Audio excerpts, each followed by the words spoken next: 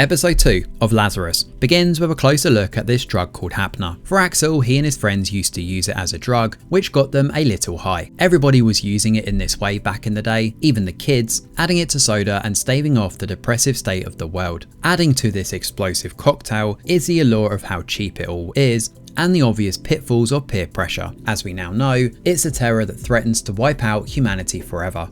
We pick up the episode with Hirsch giving Axel the lowdown on what's happening here. Their Lazarus group need to find Dr. Skinner. Only then will Axel get his freedom. He's got an unbreakable wristband on that's primed to burn him up or shock the guy into submission if anything bad happens to Hirsch, or if he tries to escape. Looks like he's stuck with this gang, at least for the time being, and the others don't seem to have much choice either. Everybody is after Dr. Skinner, and the press begins swarming around his gardener, looking for tidbits of information that could clue them in over the whereabouts of the good doctor. Finding him is only step one though, as they need to work out how to handle this going forward afterwards. Axel contemplates whether they could leverage Skinner and make a tidy profit off the vaccines, but Doug wants them to save the world instead and do what's right. Time is definitely of the essence though, as everybody here have also taken Hapner too. Doug doesn't like Axel, given his showboating ways, and certainly doesn't mince his words when they talk. Doug doesn't see him as a team player and is wary of him completely destroying what they're intending to do here. We do see a rundown of Skinner's past here too,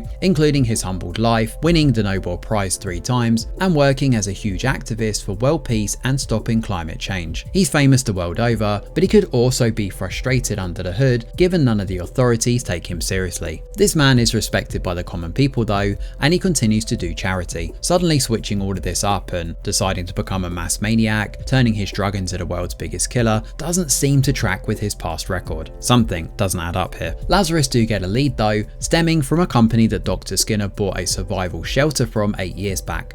It's not outside the realm of possibility that he could be hiding out and hunkering down in a bunker somewhere, but could he have changed his appearance somehow? As for Axel, Chris holds him up at gunpoint when she finds out the extent of his 888-year sentence. She believes he's a mass murderer, but in reality he's just very good at prison breaks. His sentence was doubled every time he tried to escape, so his measly 3-year sentence initially has exponentially turned into a huge sum. So why does he keep breaking out so much? Well, for him, it's just a hobby he has. So what of the others? Why are they in this? Well, Doug is here because of some small misdemeanors, although we don't find out what they are in this episode, while Leyland maintains that his minor league petty crimes are not enough to warrant much attention.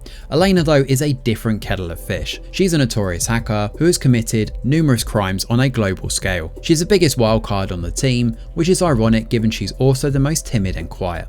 Elena gets a lead on Skinner though, uncovering a purchase of a survivalist shelter 8 years back. This could be where he's hiding out, so the team are split up to go and investigate. Axel and Christine head to shelter B12, where they find an old man slumped in a chair, right in the middle of the room. A big firefight breaks out when the pair get close, as Mexicans, Russians, the FBI and even the DEA show up, convinced that this is their guy.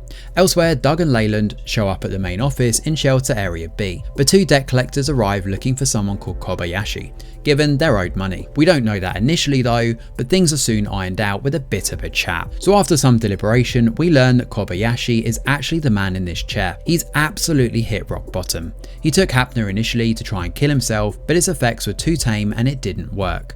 His small flickers of hope under the pretense of turning his life around are soon extinguished when he remembers the whole world is going to crap in 30 days time. Meanwhile, Elena has found Skinner on her searches online, but there's a problem, and as the episode this week comes to an end, thousands of Dr. Skinners pop up on the scanners. So Lazarus returns this week with an intriguing episode, one diving deeper into this world while also learning more about our core group.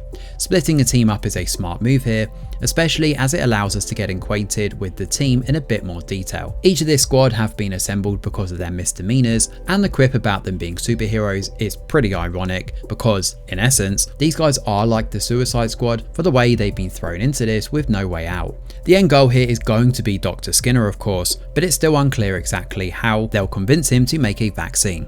That is, if its threats are even real. We know from this chapter that he's this holier than thou figure and he's not listened to by the authorities. Could this be his way of making the world wake up to what he's saying? Is all of this one big illusion? I mean, it seems unlikely given the end credits do pan across that black and white road with all the bodies on the floor, but it's definitely something to consider as well.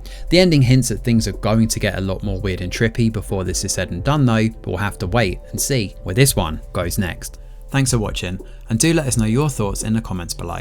Smash a like or subscribe to the channel, your support is very much appreciated.